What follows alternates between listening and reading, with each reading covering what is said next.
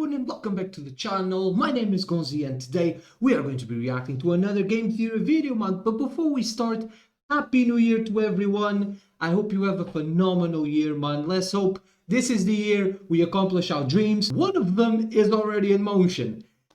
News soon. News coming soon. Just before we start, guys, I have to ask you, man, please subscribe to the channel. It helps way more than you think. And share the videos with your friends, bro. We are almost at 1K subs. I need that mark so much to start earning money with the channel. Please subscribe to the channel and share the videos with your friends and family, bro. Just go to your mom's account, yeah, and sub to the channel. It's that easy, bro. But yeah, guys, let's begin this video. Are Fnaf books actually canon? Let's go! All glory to God. What if the Fnaf books were canon? It's a question that's torn the fanbase apart for years, and now we've had an update to help One It 2 that seems to be telling us the answer is yes. But what would that change? What theories would this ruin? And what does it mean we can expect from Secret of the Mimic this year? Today, we're going to find out.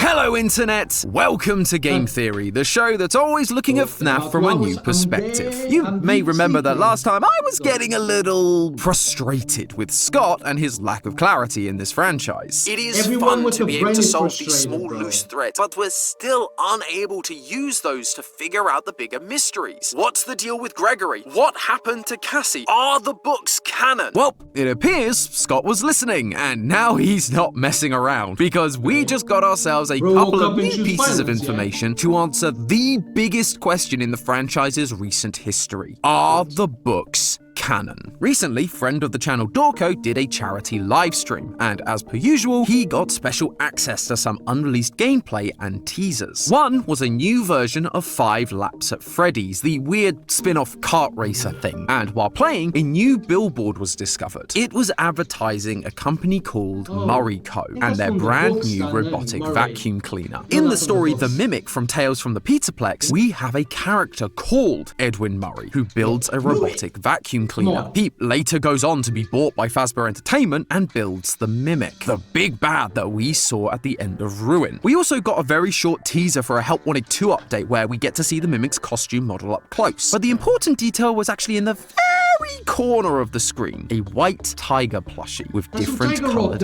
eyes. In that same story, The Mimic, Edwin's son David has a white tiger plushie, and after he dies, the Mimic begins carrying it around. In later stories like Tiger Rock and Storyteller, the Mimic is heavily associated with a white tiger animatronic with 2 different colored eyes. A couple of days after all of this, the update came out, and it became even more clear that this was all to do with the Mimic. The tiger plushie was unlocked by using the code 1979, the date we found in the Secret of the Mimic trailer, and roughly around the time Edwin created the Mimic in the books. We get to see the toy factory that people reported the Secret of the Mimic demo from PAX West taking place in, and in the Mimic story, we learn that Edwin lived in a factory where he was making animatronics. As you might imagine, this set the fan base ablaze because it seemed like the games were finally confirming the canonicity of the books. Before this, the strongest connection we had to the Tales books taking place in the game timeline was just the Mimic existing down in the FNAF 6 building in both the epilogues of Tales and the ending of Ruin. But now, with Edwin's company existing and a white tiger character who we've only ever seen in the books at this point, it feels like more than ever we are being shown that the games and the books may coexist in the same universe. But if that's the case, what does that change? We've been theorizing about this franchise for a long time now, and we've never really considered the books to be canon to the game timeline. So, if the books are now being shown as canon, I wondered what dominoes begin to fall. Which of those theories get debunked? What parts of the story would we have a new perspective on? And what could that mean for future releases? Better grab your Vanny masks once again, theorists, because we've got to take a look at FNAF in a whole new way and ask the question, what if the books were canon? Let's start with the series of books that are most tied to this modern era of FNAF, Tales from the Pizzaplex. In case you don't know, this is a series of 8 books, each containing 3 short short stories and an epilogue, with all the epilogues combining into one continuous story across all 8 books. That gives us 25 full stories, all of which take place in a world where Freddy Fazbear's exists. Most commonly, it's some version of the Pizzaplex. You may have seen the term Tales games thrown around when talking about whether the books are canon to the games. Well, this is where that comes from. Tales games boils down to these 25 Tales stories being completely one-to-one canon to the games. Fortunately, you don't need to know all 25 stories inside and out in order to get to grips with how Tales would change the game's lore. There are a few stories that make small changes, but mostly it's just to provide clarity on parts of the story we weren't sure about. Stories like Help Wanted, where we learn about Steve Snodgrass, a game developer who made the original 4 Fnaf games for Fazbear Entertainment. Though we find out he's making them based purely on the rumors surrounding the business and his own memories. Plus, his mind is being affected by this little high-pitched noise, distorting the reality around him, and it's all coming from one little disc. If the books are canon, then this story would not only confirm the canon existence of sound illusion discs, everyone's favorite FNAF gadget, but it would also 100% confirm that canonically the first 3 to 4 games are in-universe games. Now, we have known about this idea since the Help Wanted game. Fazbear Entertainment hired the game developer. Those indie games were designed to conceal and make light of what happened. This isn't just an attempt to rebrand, it's an elaborate cover-up. But what this changes is the reliability of those games for lore purposes. After the Help Wanted game, despite being told that these were in-universe games, it was unclear how one-to-one they were with reality. This story tells us that they were being made by someone who didn't know the true stories and whose mind was slowly being worn down. This allows for Scott and Steel Wool to retcon certain details from those games without them really being retcons. They're just something Steve made up. Obviously, if a modern entry confirms a detail from FNAF 1 to 4, then we can be sure it's likely true. And we actually get a good example of this: Dittophobia. This was the final story from Tales from the Pizzaplex, and it involves a character named Rory, living in a house that is described exactly like the FNAF 4 house. Rory believes he is a kid with a family, but as time goes on, it's revealed he's not a kid, he's grown up. The house is disgusting, and the entire place has been filled with a hallucinogenic gas coming from the underground bunker. Circus babies. We've wondered for a long time what was causing the nightmares in FNAF 4, whether it was sound illusion discs or just the overwhelming sense of fear and guilt. But if these books are canon, the answer becomes clear. The nightmares are real, but it's the hallucinogenic gas that truly brings them to life. So that's hallucinogenic gas, sound illusion discs, and don't forget we have VR and AR in this world. There are 3 reality-altering tools on the table for this franchise. Basically, we can't trust anything we see in the games anymore. Then there's the more modern stories like GGY. This one focuses on a kid named Greg that is hacking into the Pizzaplex animatronics, leaving high scores in all the arcade machines, and is getting rid of any counselors or anyone else that gets too close to the truth. With his arcade and hacking sign-offs being GGY, it's almost certain that his full name is Gregory, as in our Gregory from Security Breach, which also makes Gregory Patient 46, the mysterious child from the therapy CDs we collect during Security Breach that also has a habit of getting rid of therapists. The final point of clarity here is that Greg refers to himself as the wizard's favorite apprentice during the story, as well as using the handle Dr. Rabbit, which feels like a mighty big hint that Gregory is working for Glitchtrap, just like Vanessa. To be fair, we've actually been on board with this idea for a while, so it hasn't really changed any of our theories. But if the books are canon, it just solidifies it more as fact rather than theory. The only thing we have to wonder now is whether he's still under Glitchtrap's control. Help Wanted 2 and Security Breach seem to be telling us that Vanessa is now free of Glitchtrap, and in Ruin, they are implied to be working together to help Cassie. So is Gregory also free now, or is he just playing the long con? As I've said, those 3 stories don't really change much about the lore. They provide some clarity and add depth to certain lore aspects that were otherwise just dropped on us with no real explanation, but it doesn't really derail anything. However, that isn't the case for every story, and now we have to talk about the big 3: the Mimic, the Storyteller, and the Epilogues. And if these stories are canon, it causes a drastic shift in how we look at this modern era of FNAF. A quick recap for those who don't know. These stories focus around the latest big bad of the series, the Mimic. It starts with Edwin Murray and his son, David. Edwin is a robotics genius whose company was bought by Fazbear Entertainment, and his job was to turn the original Freddy's costumes into animatronics. He ends up building the mimic out of spare parts, and it's designed to mimic and play with his son. Sadly though, one day his son runs out of the factory into the road and is hit by a car. But even after he dies, the mimic continues mimicking David's behavior, causing Edwin to get angry and beat the mimic to a metallic pulp. Edwin then disappears, leaving Fazbear to come and collect their property from Edwin's factory, where the mimic begins violently murdering those who come to collect.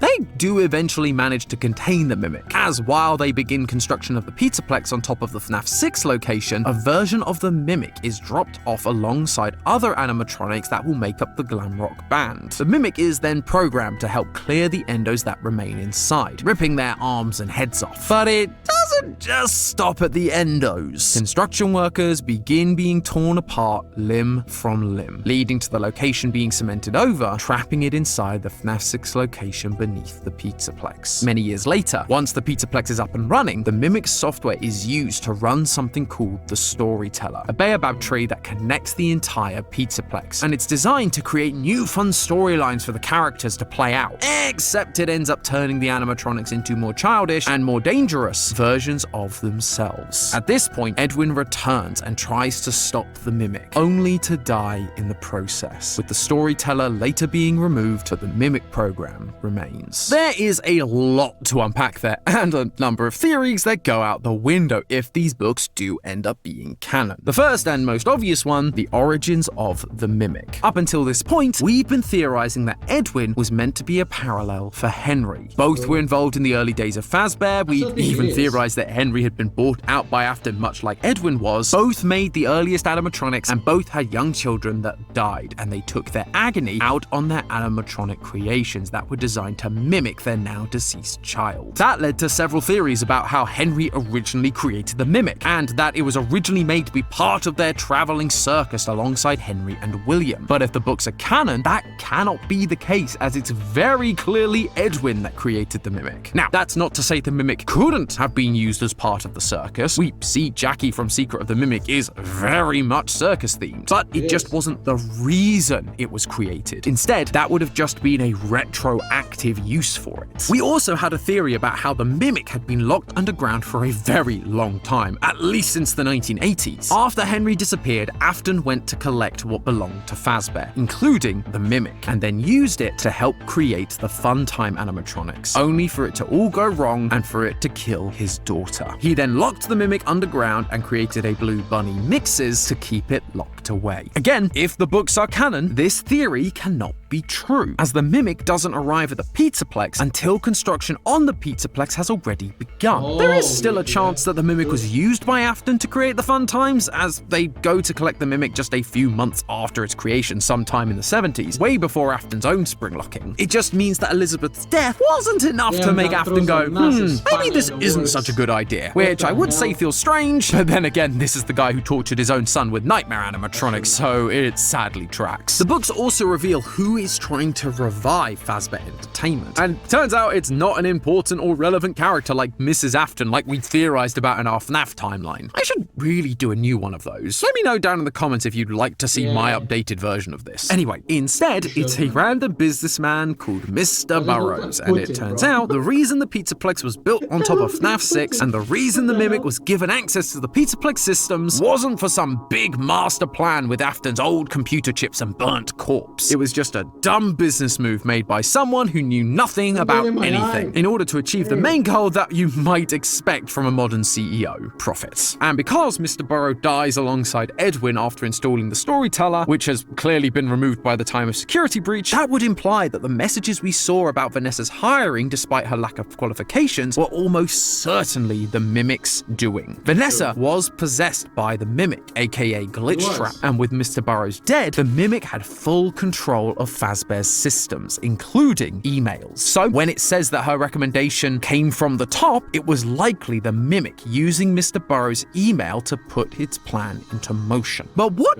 is the mimic's plan? Well, at this point, it's just software. If it truly wants to continue Afton's legacy, it's going to need a body, and it has one just beneath the Pizzaplex. But this is where one of the big criticisms of the books being canon comes from. While there is clearly a mimic under the Pizzaplex in the games, it doesn't appear to be be the Mimic 2 that we read about in the epilogues. In the epilogues, it's a black, almost gooey spider-like thing, transforming into whatever shape it needs. But then in Ruin, we got this thing, an endo made up of the most random assortment of parts that walks with a limp. These two things don't feel like they're the same threatening creature, but if we think about it and we do consider the books to be canon, I think I might have an answer for this. By the end of the epilogues, the Mimic is destroyed, spring-locked by a jester costume. If the Mimic program wants to use this body, it would need to be repaired. Enter Vanessa, and thanks to GGY, likely Gregory, who can then use Glamrock Freddy to clear the path down into the depths, into the FNAF 6 building, and to where the Mimic's destroyed body lies dormant. From here, they would do what we initially suspected Vanessa was doing with Burn Trap. They would repair him using a mix-mash of endoskeleton parts, anything they could find, in order to put it back together. That could be why we see it limping before the chase scene. It's either still partially damaged, or it's just because the parts aren't its own, but a random assortment that's not fully balanced or calibrated. That would then tie into the ending we got from the new Help Wanted 2 update. We see Mixes driven away in a van that looks suspiciously like the one Gregory drove in one of the security breach endings. Mixes wasn't always underneath FNAF 6. After the events of Security Breach, it seems like both Gregory and Vanessa have been freed from the Mimic's control, but they know what's down there. They put it back together, and because of that, they know how to stop it. What we're seeing in this ending could be Gregory and Vanessa driving Mixes to the Pizzaplex, collecting it from the same place the Mimic came from, the MCM toy store and factory, Edwin's. That's why Gregory's backpack and walkie-talkie end up down with the Mimic, because they were installing Mixes to keep it locked away, only for the Mimic to learn Gregory's voice and trick Cassie into freeing it. What all of this amounts to is actually something we theorized a very long time ago about the future of this franchise, one that we've actually been quite disappointed hadn't seemed to have come to fruition since then: the soft reboot of the franchise. By making Edwin canon to the games, and with the Mimic being the true identity behind Glitch Trap, it removes the parts both Afton and Henry played in our theories. We finally moved on from the original characters and story of Henry versus Afton, and into a new era of new characters like Vanessa, Gregory, Cassie, and the Mimic. The Steel Wool era of games still uses the same rules and world as before, but it's more about the knock-on effects of those old characters' actions, rather than their direct input. And that's great.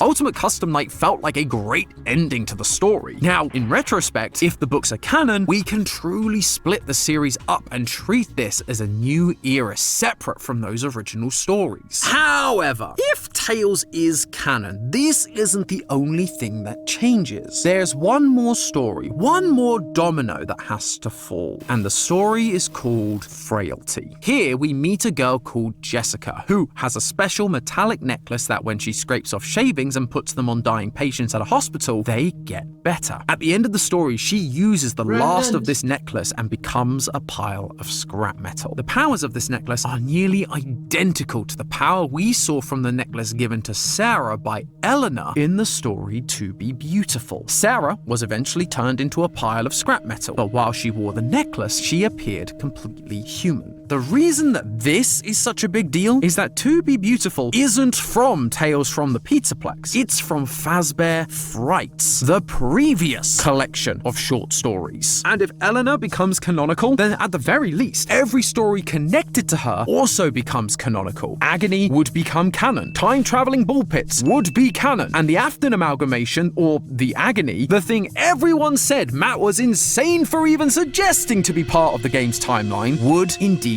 be canon. This idea, the fanbase has dubbed Stitchline games, because they all tie into the epilogues from those books surrounding a mysterious character called the Stitch Wraith. The Stitch Wraith is an endoskeleton that contains the souls of two children, Jake and Andrew is the more interesting one in terms of canonicity. Andrew was killed by William as one of the 6 missing kids that were killed in 1985. Because of this, Andrew is angry, vengeful even, to the point where in The Man in Room 1280, he keeps a burnt and dying Afton alive in a hospital just to torture him inside his mind. That sounds familiar, almost as if it's exactly what happens in Ultimate Custom Night. A vengeful spirit torturing Afton for all eternity. For the longest time, we've attributed this role to Cassidy, the fifth missing kid, and a spirit possessing Golden Freddy. But if the Tales books are canon, which means that at least the Stitch Wraith stories are canon, that would mean that Andrew's spirit is more likely the one torturing Afton. The Man in Room 1280 and Ultimate Custom Night are happening at the same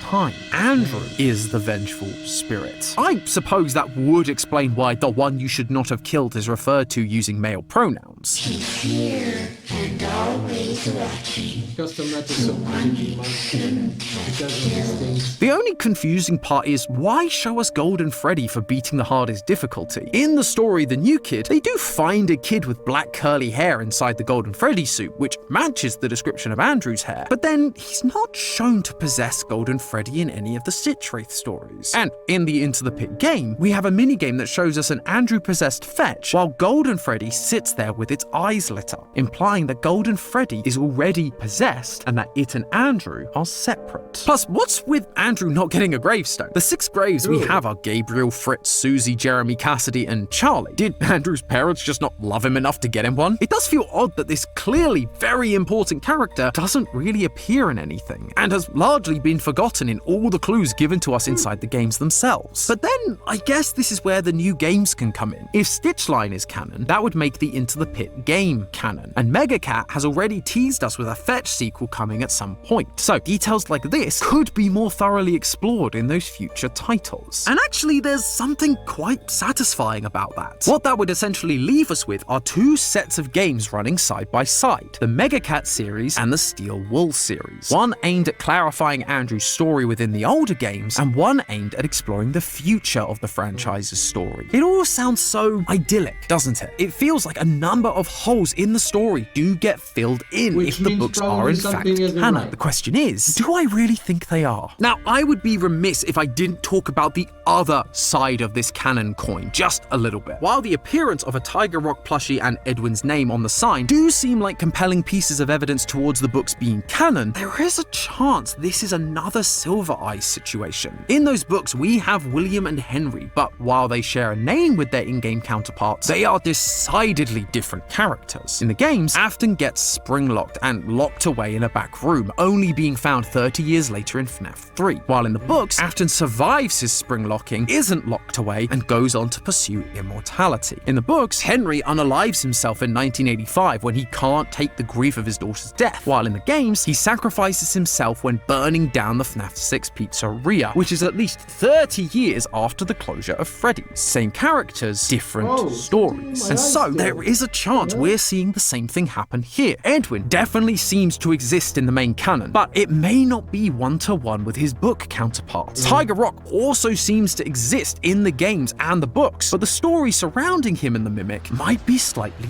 different. It's also worth noting that we were introduced to William Afton's name and Henry as a full character in the books first, and then later they showed up in the games, which is exactly what we've seen with the Mimic, a character that was introduced in the books first, then showed up in Ruin later. It's following a similar pattern. The truth is, either of these options is entirely possible. Right now, we just don't have enough evidence to say one way or the other with complete certainty. We're just gonna have to wait for Secret of the Mimic to hopefully learn more and get the answer. However, despite the existence of these items not confirming the book's canonicity 100%, I will say that the more I worked on this episode, the more open I became to this possibility. Like I said at the start of this episode, last time I asked Scott for clarity, and it feels like that's what we're getting. So I'd be silly not to take it seriously. Plus, if the books weren't meant to be canon, then including a Tiger Rock plushie and Edwin's name is just sowing discord for the sake of it, rather than actually trying to help clarify things. And I know Scott is known for being a bit of a troll, but that That feels extreme even for him. By including them while not completely confirming anything, it does feel like we're being pointed in that direction. And as we've talked about today, that could be really helpful for explaining the mess that was Security Breach, Vanessa's original plan, who is running the Pizzaplex, and why the Mimic is different now than in the books. But I guess we're just going to have to wait and see when Secret of the Mimic comes out this year to know for sure. Maybe on April 6th, 2025, if the 4625 code from the New Help Wanted ending is anything to go by. But in the meantime, remember, that's just a theory. A game theory! Thanks for watching. So yeah, man, again, are they canon? We don't know. Are parts of it canon? Maybe. But that's a slippery slope if you begin picking and choosing which books are canon and which ones aren't. Guys, thank you so much for watching the video, man. Shout out to the Game Theory team. They always do a phenomenal job. And like I said, please subscribe to the channel. It helps me tremendously. And news coming soon. I don't know how soon I can bring you these news, but it's close. It's closer than ever before. So news coming soon. And yeah, I hope you guys enjoyed it, man. I'm excited. But yeah, guys, thank you so much for watching the video. All glory to God as always. Like the video, subscribe to the channel, and I'll see you guys in the next one. Goodbye.